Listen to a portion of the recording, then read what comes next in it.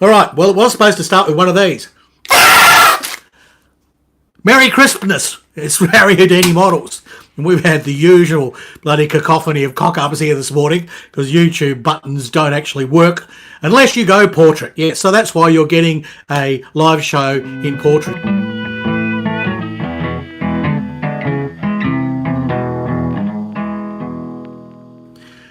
Okay, well, that has been chewing up my time doing all these wrap-ups, and it's been getting in the way. It's a good thing that people are really enthusiastic and they want them, and I'm really pleased about that. The little ones for a Constitution, and I've got other ones here for Hella's Superb and Airfix's Thingo and Hella's St. Louis, and oh look, a whole lot have gone out. Stacks have gone out. I've had about 18 orders already, which is surprising in a week. But now I'm back in the hobby room, and there are no printers. So we can get back to what everybody's been waiting for. Who's here? David. Hello, David. This, I've no idea if it appears on the screen. I'll have to wait like 2 or 3 seconds to appear over here. Yes, I'm sorry, anybody who came in late, David Lockhart. Yeah, the screen is portrait today because YouTube, in their infinite wisdom, changed the app so that if you try and do it in landscape, the Go Live button is covered by the Promote Your Products button. No matter how hard you try, it'll always promote your products. So you actually have to do it in portrait. When you do it in portrait, the two buttons separate. So I'm going to write them a very stern letter complaining about that, saying, look, I do my streams in landscape on the iPhone, and your stupid button is in the way. I can't do it. So yeah, all streams now have to be portrait. Why? TikTok. That's why. Oh yeah. You should get a couple of elves. Yeah, well, I've got Basque. She was so happy this morning. She was so excited that we were going to do this live post that she gulped down her breakfast to get ready and then promptly threw it all up over the lounge room floor. And then, well, I, of course, said a couple of words like, oh, bother, and she ran outside. So she's outside at the moment. She's got a little flap. She can come in. Maybe she'll calm down, and usually she'll sneak in here later. She knows I'm in the hobby room. She'll usually come in here. So there we go. But anyhow, Stingray, yes. I don't know if I'll be doing this little thing. Oh, this stupid little thing. It's a ridiculous thing, this. So I don't know if I might 3D print a better one of those, because that sort of, that looks like looks like one of those. Yeah, remember the 80s? Yes, remember the 80s. Yes. Yes, blow, blow, blow, blow, blow, yeah. So, yes, everything's just dry fit. But I got it on the bench and I started to sort of set everything up. I've got the lighting bits out and everything. I've got to buy some more batteries. I've got to find my soldering iron and get the wires all going. But Stingray is happening. That is my work this week. So yeah, the fins on the back here, they're still just dry fit. But yeah, it should come along nicely. On the bench also, as you might imagine, is is the St. Louis. And I don't know, it probably won't even fit in shot because we're wrong angle, wrong way. But I was starting on the rigging up here, right, the uppermost shrouds, and I only ran out of blocks. I didn't have enough blocks. I only had enough to do the video. Then I realised I don't really have enough blocks. I don't know where they went. So I had to order some. They've been ordered. They have arrived. So yeah, that whole section there I can now rig. And I've pretty well already made up all the shrouds for here, so I could probably put the rat lines in as soon as I get a free moment. So in between waiting for paint to dry on the Stingray, can't wait to start my St. Louis. Oh, good on you, David. Yes.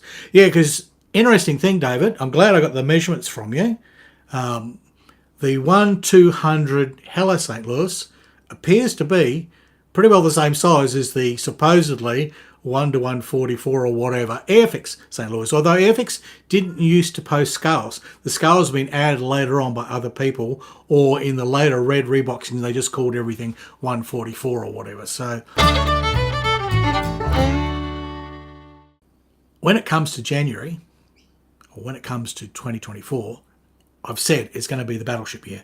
The battleship kits will come out and I will put aside, the sailing ships and everything. Hopefully I've got the Stingray done. I've got to get that done. I should be able to in the next couple of weeks. That's all I do. Should be able to get the Stingray. It's only got to be painted. How can it be? Said that before. So what I'm going to do January, though, is I want to catch up on a kit that I started last year. And it's this one. It was. You remember this one? Any guess as to what it is? Go on. Have a guess. Have a guess. Go on. It's long, it's thin, and it's hard. That's what she said. No guesses? No one can guess? No. No one's got anything. So I'll do a voila. Voila. Yes. It's the Tamiya Formula 1 car. A Honda one. Yep. So that's just the body. All the bits. I have done so much of this. I got really so much of it done. But then I sort of promised to do the Sunderland and a few other things, so it got put aside. So I'm making no more promises. I'm going to finish something and then move on to something else. So that's what's going to happen. This will get done. Not in my Christmas break. No, not at all. This will be done in January. My Christmas break and into January, I will take a break from Stingray and that because, you know what that is? Ta-da! This will be like, because we're in stupid bloody portrait mode, you won't be able to see it. It's the Bounty, of course. Yes, it's the Bounty, right? It is the Bounty. So I have no idea. I'll look at Sideways Harry over here. But that, yes, the woodchip Bounty, that is my Christmas to New Year project. I promised that, and it's something I'm looking forward to because no one will ring me. There'll be no work. Nothing will happen. I'm not going away for Christmas this year. Can't afford it.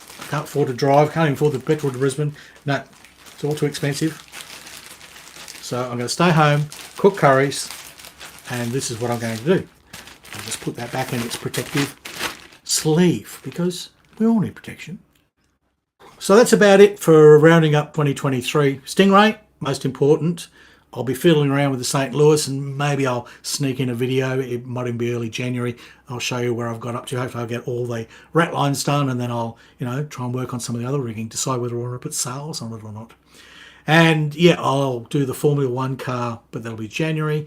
That little Christmas break will be the Bounty, the wooden ship kit. So yes, that's sort of in the pipeline. Everything's going to be flexible. I'm no longer setting exact times on anything. Yeah. Warspite, yes, Guido. 2024 will be Warspite, Sadelist, the Deutschland. Okay, those three battleships will get done. Which order I do them in, I don't know. Maybe we'll have a little voting competition. So, you can tell me here in the comments, especially if you push the super thanks. Is there a super thanks button? Can someone do like a $1 super thanks and see if they actually work live? If you can't afford it, I'll refund it.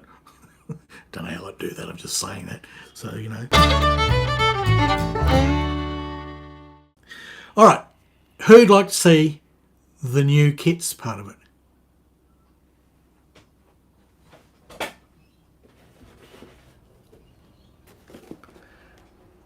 This one is the Putty Shark. Now, it's a wood kit, okay? It's a wood kit. And it's been built. Not by me, but my friend. He's already built it. So why would he give me the box? Well, there's one simple reason for this. He had not used the cloth sails. So I've got cloth sails that probably, with a little bit of confangling, they'll fit my Putty Shark, right? I've got the Airfix 130 scale plastic kit of the Putty Shark. Putty Shark? Cutty. Yeah, that one, So these might just fit it because I don't like ever using the plastic vac forms. So he gave me that. So I have this lovely box. He's also got all the instructions there and all the things and the formers. I could actually make a wooden kit if I wanted to. So, but I said, yeah, look, I'll take that. Plus there's a bit of planking in there and everything I can use. So yes, that is the Putty Shark, but it's a wood kit and I'm going to steal the cloth sails out of it. So that should be very useful. So there we go. Plastic kits. This is my friend Roger. Roger's probably not watching. He's, again, I'll probably have to go this way because, this is a Surcouf. And David Eves would know about this. You're probably watching on the replay. The Surcouf was this funny submarine that had a big turret on it, right? Big whopping turret. And I've had two of these. I had one and then somebody wanted it and it went away, and then I got another one and it was sitting there, and then the Becker wanted something for something, or I don't know. He ended up with it and it's gone. And then my friend Roger, he said, oh look, you know, I've got all this stuff, I don't want it, this is the thing. And it's a full kit. Yeah, it's all there. Everything's there, right? So I have another Surcouf. So I won't give this one away. I'll go to my deathbed with it. I think it's a fun little build. I think, well, I know David did his, so I'll have to pick his brains and see. So it might be, when we're doing the year of battleships, which will be next year, there will be the odd sailing ship model, but I'm determined to get my battleships finished. If I have time, maybe I will do the Surcouf, because it could be a fun little thing. It's not really a battleship, it's a submarine. But I mean, it's the stupidest submarine in the world with a big turret and everything. And I don't think it didn't see any active service, and I think the thing sunk. I can't remember. If you know, let me know. Yes. Guido, you built the Surcouf. Yes. There you go. It's an easy kit. There's not much to it. There doesn't look like much in the box. So how hard can it be? And it's just grey. So, you know, looks like an easy one. It could be just a fun little kit that I build like in a week or so and go, there you go, I actually finished something. All right, moving along, my friend Roger also, this is the last one they gave me. He gave me one of these, right? So I don't know if you can see that. Yeah, it's a slop. It's slop? It's a soup. Is it a slop or a soup? It's a sloop. It's not a slop. It's not soup. It's a sloop. Guido, we'll have fun with the PE. Yeah, thanks, Guido. Thanks for that. I'll probably throw the PE in the bin and 3D print the parts. That's where I'm going to go these days. And I'll sort of look at something and go, oh, there's a big foldy PD thing. Measure it up, in CAD, print. There you go. There's my part. I'm not going to bugger it with PD anymore. I've done it, and I've sort of said to people it's just a part, but my hands are getting so wobbly. What scale is the soup? That is a good question. That is good. It's quite big. Quite big. Length, 320. Well, it's not huge. That's interesting. Look, oh, that's Lugangazire. It's all in Italian. Altelza, 305. That's probably the height. And Largo, that's probably the width. It's probably 320 wide. That's millimetres. In imperial, I don't know, just divide by 2.541. I don't care. I'll give you inches. Yes. So yeah, 320 length, but it's quite tall for a 5 because it's a sloopy sort of yacht type thing. So there we go. Now, this one, again, he built it. But there's a whole ton of stuff in the box still. I don't know what you can see and what you can't see. And I have the full-scale plans that show me all the parts. That's the beauty of it. It actually has exactly every single part and what size it should be, right? Then, after seeing Roger, because that was Roger, that was about a month ago. Thank you, Roger, for those. That was lovely of you to give me all those kits. Then there was a second model swap meet, and I didn't know there's 2 of these a year. I went to the one as usual in May, but apparently there's one in November as well. Who knew? You know. So Becker dragged me along to that because he was selling a whole lot of stuff. And I sold about 8 kits. I sold about 8 kits. And I accidentally came home with 4. I didn't buy this one. This was a freebie. This is a freebie from the Becker. Right, the Becker had it there, and I went, oh, gee, I don't think I've got that one, you know, because I like these little ships. These are a Marty. These are MA. I had to look on my shelf, the Corone, to see what it was. These are MA kits, and they're reboxed by Lee, and I assume has reboxed them. They're still lovely. The mouldings are always still quite good and crisp, and this one's a nice size. I don't think it tells you how big it is anywhere. Here we go. Length, 255. So, you know, but I built the Nippon Moreau, and actually I couldn't believe how much fun I had a sailing ship that small at 1/350 scale, you know. And then I've just about finished Amerigo Vespucci. That's on the back burner. I'll see how I go in the end of next year, so that'll be, you know. I can't do everything. This is the trouble. I have too many starter kits. Next year is battleships. Sailing ships will probably come in the end of the year, so there'll be a bit of a break on those, or there might just be the odd video. But anyhow, I've got that, and it's basically, I think it's Portuguese, yeah, Portugal Navy. So it's the Sagres II. So there you are. So That'll be a nice little build. That'll go in my collection. What's this? It's a Gabriel. Yep. Yep. So the Portuguese theme continues. This is the No, which I think is new, S dot, which actually is son, Gabriel, which is Saint Gabriel, right? Saint Gabriel, I think that's how it is. Correct me if I'm wrong. And this one is a special, I'll have to turn it around and have a look. It's a special bloody 500-year anniversary one, because it's V Centenario. I'm probably messing all that up. It's Portuguese, so they don't sound like Italians, Harry. Anyhow, yeah, it's basically the 5th century, so 500 year sort of celebration of Vasco da Gama, right? Good old Vasco. He got around. He mapped a few things. Yeah, I think he mapped the. He did the map of Tassie. You know, and if you're Australian, you know that's rude. You know what the map of Tassie is? You know what the map of Tassie is? Let's have a look. Guido says I can't be bothered with sales, and Thomas hit all the buttons. Yes, thanks for that, Thomas. Yes, you can see that, you know, give a man a button and he will play with it. What are we like? You know, this is boys. Give him something to fiddle with and he will fondle it. Yep. Now, this is actually mighty. It's very... I got this for a whole 1.5 shekels. Peanuts! That's $15 Australian. So it's like $10 US, right? Absolute peanuts. And look what it comes with. It comes with cloth sails, and they've already got all the crosses on and everything, right? It's absolutely lovely. And that's quite good. I mean, for a plastic kit, this is a plastic kit. It's not a wooden kit, plastic kit. And I'm never been much for the one for the big ungainly Spanish galleons. I mean, I had one. I just decided I didn't like the kit and sold it. I think a guy in Brisbane bought it. I forget who it was. But this is a carrack, and it's quite cute. And I think I've seen a few people build them. And I thought, gee, if ever one sort of comes around, I'll grab it. And this one, being a Vasco da Gama, I thought, oh. Now, one problem I had with the kit is, well, all the parts were there, and it's really clean. There's no flash in it. I might even do a review of this kit if you want it. Just let me know. But there were no instructions. That was the thing. That's probably why I got it for 1.5 shekels.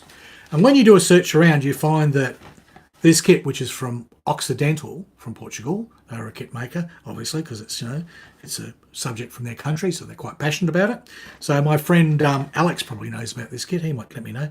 But no instructions, and it had been reboxed by Sylvester and it had been reboxed by Revel, right? Neither of those two are in production anymore, so really the whole thing's out of production as far as I can tell. Now, usually you can hop on Revel's website and you can find instructions. They've got instructions for everything. So I did the ScaleMate thing, checked it, found the number for the kit, right? Popped into Revel's website, went down, found where all the thing list is of all the instructions. You type in the kit number, hit it, and up comes the Viking ship. Somehow Revel, either ScaleMates is wrong, or Revel has used the same kit number twice. Because when you try and get an instruction sheet for this, you can't. Revel just gives you the Viking ship. So, oh, okay. Well, let's have a look. There must be instructions somewhere for Zvezda. Now, Zvezda doesn't usually give out instructions.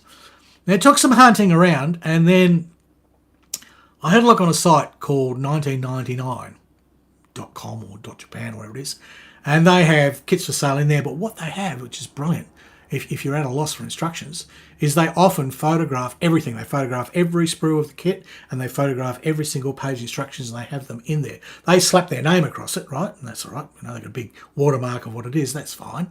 But the resource is there if you're really trapped and you need the instructions. Ta-da! Yes, I've done it again. I have bought a Tamiya kit. I don't know if you can see it. There's a big fat hairy there. I have to have a look. Yes, you can see most of it in that thing. Yes, you can. So, yes, that is a Lotus. Now, I don't know about this big silly spoiler on the top. What's that side? Spoiler up there, all right? But he assured me that I could build it without that, and then I could do the green livery, which I rather like, because they're all the same. Is it Type 49 or something? Can you read it? I don't know. Have a look over there. Type 49B. Yeah. So I'm not really fussed on that great big huge sort of pterodactyl spoiler. So I know that's correct. So I'll have a look. There may be some changes needed, but apparently all the parts are in this kit, which means you can build the 49 without the big kick-ass sort of, you know, hoony spoiler. So that means Bastacat will require her second breakfast Yeah, she had one breakfast at 4 o'clock this morning, which was promptly thrown up, and now it is 7 a.m. because I do these at the crack of dawn so that you can see them at a reasonable hour. It's a bother, but I do these things for you. And down the bottom here are buttons, right? My live guys can't see this, but there will be buttons on this for you guys watching it in the stupid portrait mode. Yes, okay. So click the buttons or whatever. And there's probably a curry thing there. I really could do with a curry. It's so frustrating working with YouTube and all they care about is being like TikTok. Yes, it's no longer the YouTube we all knew and love. One last comment. Enough blubbering. Oh, sorry. Let's go glasses. Guido says, because it is the Guido show, Guido shares, enough blabbering for tonight. Yes, I believe so. You're quite right. That's enough. That's it. It's goodbye from Australia, and it's hooroo from Harry Houdini.